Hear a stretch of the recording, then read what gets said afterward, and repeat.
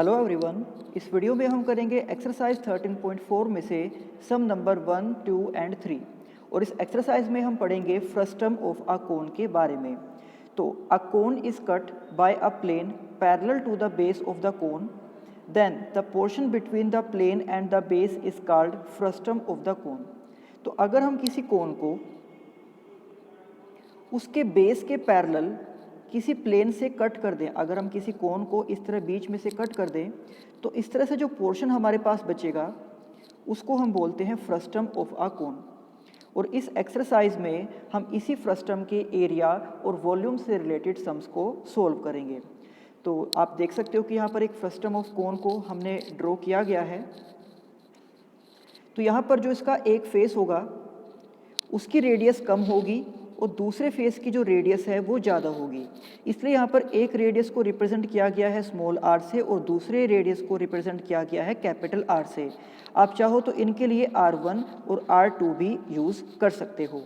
और इसमें होती हैं दो हाइट, एक होगा इसकी परपेंडिकुलर हाइट जिसको हम रिप्रेजेंट करते हैं H से, और एक होती है इसके अंदर स्लैंट हाइट जिसको हम रिप्रेजेंट करते हैं L से। तो बात करते हैं इसके फॉर्मूले की। सबसे पहले है volume of frustum of a cone. तो फ्रस्टम के वॉल्यूम का फॉर्मूला होता है pi h by 3 into R square plus R into R. यहाँ पर आप देख सकते हो कि जैसे कि कोन के वॉल्यूम का फॉर्मूला था 1/3 पाई आर स्क्वेयर एच, तो यहाँ पर भी 1/3 एंड पाई और h, इसको एज इट इज़ यहाँ पर इस फॉर्मूले में यूज़ किया गया है। और जो कोन में हम यूज़ करते थे आर स्क्वेयर, उसकी जगह पर आप देख सकते हो कि हमने लिखा हुआ है capital R square plus small R square, यानी कि उसके दोनों फेस के जो रेडियस है उनका स्क्वायर, और प्लस में आर इंटू आर यानी कि उन दोनों ही रेडियस का प्रोडक्ट। इसके बाद लेटरल सरफेस एरिया या फिर आप कह सकते हो कि कर्व्ड सरफेस एरिया, इसका फॉर्मूला होता है pi L into R plus R. जैसे कि आपको पता है कि कोन के अंदर कर्व्ड सरफेस एरिया का फॉर्मूला था पाई आर एल, तो यहाँ पर भी पाई एंड एल को एज इट इज़ लिखा गया है, और जहाँ पर हम r का यूज़ करते थे कोन के अंदर उसकी जगह पर लिखा गया है r प्लस आर, यानी कि उसके दोनों फेस की रेडियस का सम। और यहाँ पर जो l है वो स्लैंट हाइट है, और स्लैंट हाइट का और जो परपेंडिकुलर हाइट एंड रेडियस है उनका रिलेशन हम इस इक्वेशन से रिप्रेजेंट कर सकते हैं कि l का स्क्वायर यानी कि स्लैंट हाइट का square is equal to h का स्क्वायर मीन्स परपेंडिकुलर हाइट का square and r minus R, यानी कि दोनों रेडियस का जो डिफरेंस है उसका स्क्वायर। इसके बाद टोटल सरफेस एरिया।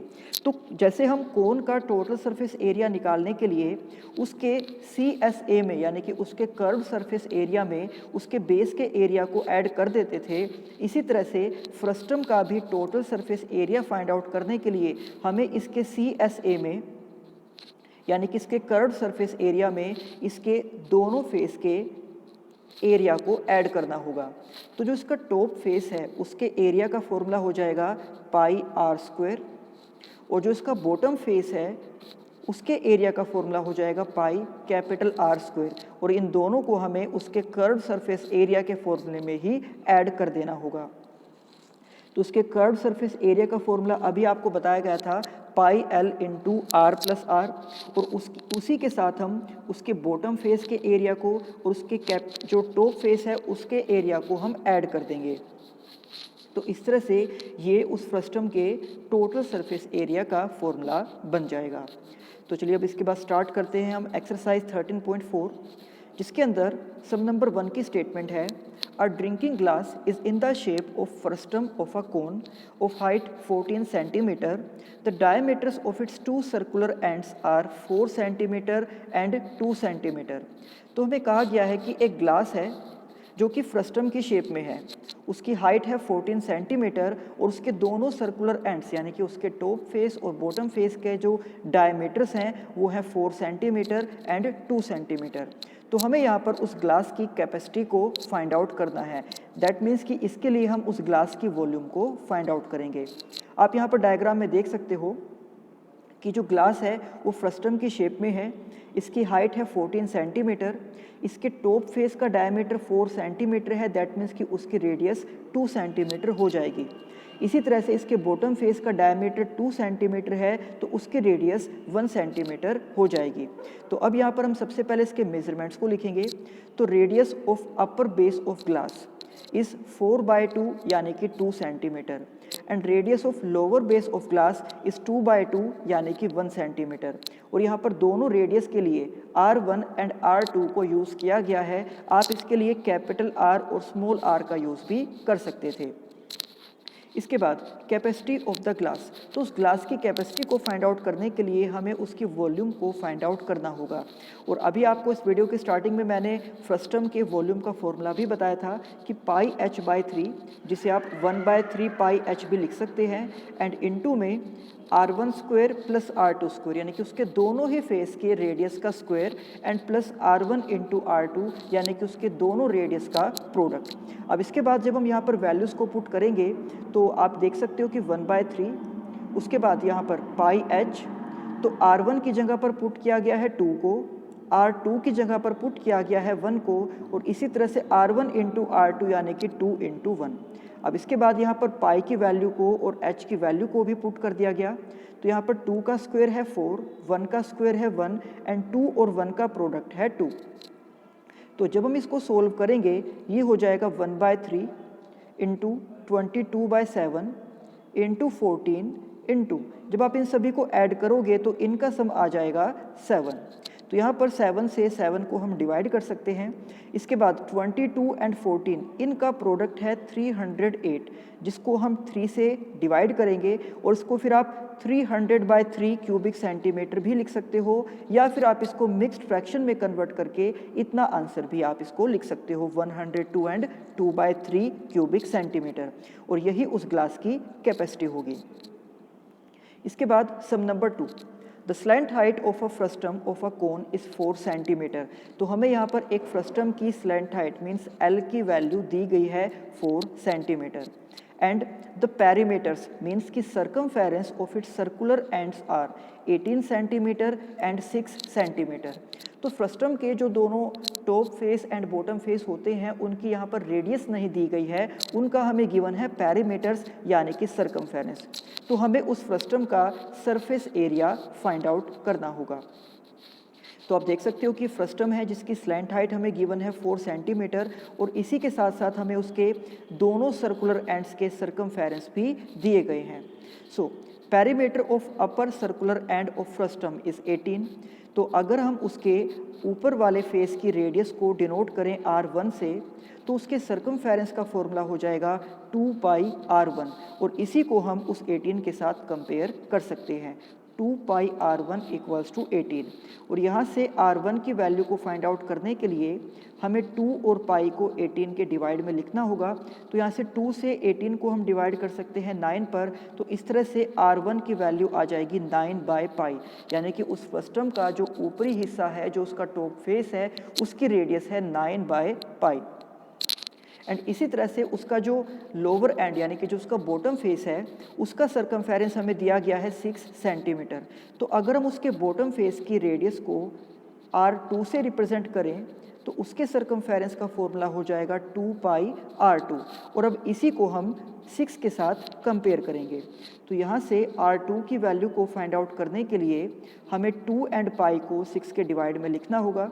अब हम 2 से 6 को डिवाइड करेंगे 3 पर और हमारे पास R2 की वैल्यू आ जाएगी 3/पाई। तो ये उसके बॉटम फेस की रेडियस है और उसकी स्लैंट हाइट ऑलरेडी हमें गिवन थी स्टेटमेंट में ही कि 4 सेंटीमीटर। नाउ उस फ्रस्टम के कर्व सरफेस एरिया का फॉर्मूला अब हम यूज़ करेंगे πL into R1 plus R2, या फिर आप इसको ऐसे भी लिख सकते हो कि pi into R1 plus R2 and into L। तो यहाँ पर पाई को एज इट इज़ हम यहाँ पर लिखेंगे। देन R1 की वैल्यू फाइंड आउट की गई थी 9/पाई, R2 की वैल्यू फाइंड आउट की गई थी 3/पाई और जो स्लैंट हाइट है वो हमें गिवन है यहाँ पर 4। तो जब इसको सोल्व किया जाएगा आप देख सकते हो कि यहाँ ब्रैकेट के अंदर दो टर्म्स हैं जिनका डिनोमिनेटर सेम है, तो हम इनको ऐड करके लिख सकते हैं 12/π, और ब्रैकेट के बाहर लिखा हुआ है पाई एंड 4। तो यहाँ पर पाई से पाई को हम डिवाइड कर सकते हैं, देन 12 × 4 इज़ 48 स्क्वायर सेंटीमीटर, और यही उस फ्रस्टम का कर्व्ड सरफेस एरिया है। नाउ इसके बाद सम नंबर 3, जिसकी स्टेटमेंट है अ face the cap used by Turks, कि जो टर्की के लोग होते हैं जो कैप वो यूज़ करते हैं उसको बोला जाता है फेस, और वो इस शेप में होती है। आप यहाँ पर देख सकते हो कि जो टर्की में रहने वाले लोग हैं वो इस तरह की कैप का यूज़ करते हैं, and is shaped like a frustum, और ये जो कैप है वो फ्रस्टम की शेप में है। If its radius on the open side is 10 centimetre, तो अगर ये एक कैप है इसका मतलब है कि ये इसका जो बॉटम फेस होगा वो खुला हुआ होगा, यानी कि ये कैप नीचे से ओपन होगी, और हमें उसी की रेडियस दी गई है 10 सेंटीमीटर। इसके साथ radius at the upper base, जो उसका टॉप फेस है उसकी रेडियस हमें गिवन है 4 सेंटीमीटर, और इस कैप की जो स्लैंट हाइट है वो है 15 सेंटीमीटर यानी कि L। तो हमें यहाँ पर बताना है कि find the area of the material used for making it.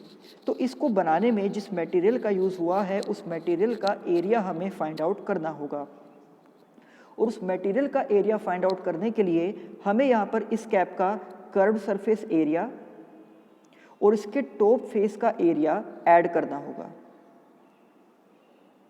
क्योंकि ये कैप नीचे से खुली हुई है, ओपन है, तो हम यहाँ पर टोटल सरफेस एरिया का फॉर्मूला यूज़ नहीं कर सकते, हमें यहाँ पर इसके कर्व्ड सरफेस एरिया में ही इसके टॉप फेस के एरिया को ऐड करना होगा। तो अब आप यहाँ पर देख सकते हो कि हमने मेजरमेंट्स को लिख दिया है कि जो इस कैप की स्लैंट हाइट हमें दी गई है वो है 15 सेंटीमीटर।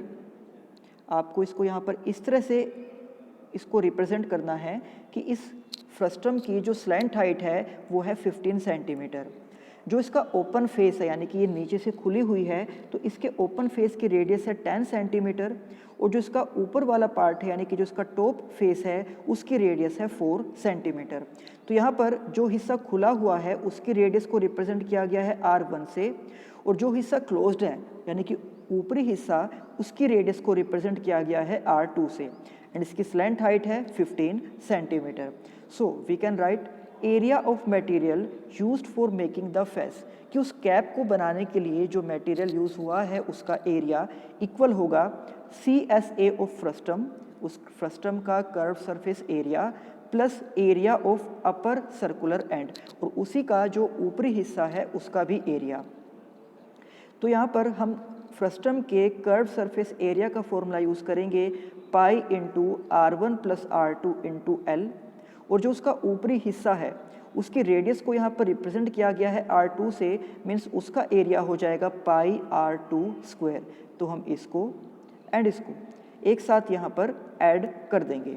अब जब यहाँ पर वैल्यूज़ को पुट किया जाएगा तो पाई, उसके बाद R1 इज़ 10, R2 इज़ 4, और जो L यानी कि स्लैंट हाइट है वो है 15। इसके साथ again pi and R2 means 4 का स्क्वायर। तो यहाँ पर 10 + 4 इज़ 14, और इसके साथ में मल्टीप्लाई में है 15। यहाँ पर 4 का स्क्वायर हो जाएगा 16। तो जब हम 14 को एंड 15 को मल्टीप्लाई करेंगे तो इनका प्रोडक्ट होगा 210, और इसी के साथ मल्टीप्लाई में है पाई, और इसी के साथ सेकंड टर्म में लिखा गया है 16 पाई। तो इनको एक साथ ऐड करके हम लिख सकते हैं 226 पाई। अब यहाँ पर इसको सोल्व करने के लिए जब हम पाई की वैल्यू को पुट करेंगे 22/7, तो इसको सोल्व करने के बाद हमारे पास उस मटेरियल का एरिया आ जाएगा 710 एंड 2/7 स्क्वायर सेंटीमीटर। या फिर आप बस केवल इन दोनों को मल्टीप्लाई करके जो भी आंसर आएगा उसके डिवाइड में 7 लिखकर इतना भी आंसर छोड़ सकते हो, या फिर आप उसको आगे मिक्स फ्रैक्शन में कन्वर्ट करके ऐसे भी लिख सकते हो। तो ये थे एक्सरसाइज 13.4 के सम नंबर 1, 2 एंड 3। अब इसी एक्सरसाइज के बाकी सम हम करेंगे नेक्स्ट वीडियो में। तब तक आप इन सभी सम की अच्छे से प्रैक्टिस करना। तो मिलते हैं आपसे नेक्स्ट वीडियो में। Thank you.